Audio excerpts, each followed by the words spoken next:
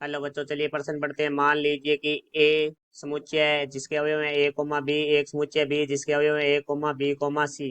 क्या ए उप समुच्चय है बी? ए सम्मिलन बी ज्ञात कीजिए। मुख्य अवधारणा।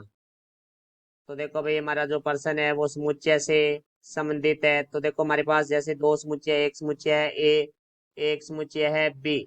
यदि हमारे समुच्चय ए के सभी अवयव समुच्चय बी में विद्यमान है तो वो हमारा ए है वो बी का उप समुच्चय कहलाता है। और यदि ए के सभी अवयव बी में विद्यमान नहीं है तो वो हमारा ए है वो बी का उप समुच्चय नहीं कहलाता है।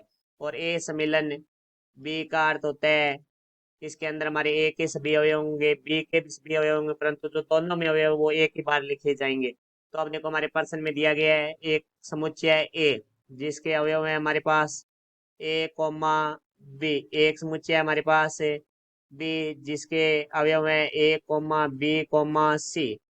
तो देखो भाई, हमारे समुच्चय ए का सभी अवयव समुच्चय बी में विद्यमान है। देखो ए भी समुच्चय ए में है तो बी में भी है, समुच्चय में अवयव बी है तो समुच्चय बी में भी अवयव बी है। तो इसका अर्थ हुआ कि ए के सभी अवयव है समुच्चय के वो समुच्चय बी में विद्यमान है। इसका अर्थ है कि समुच्चय ए है वो उप समुच्चय होगा समुच्चय बी का।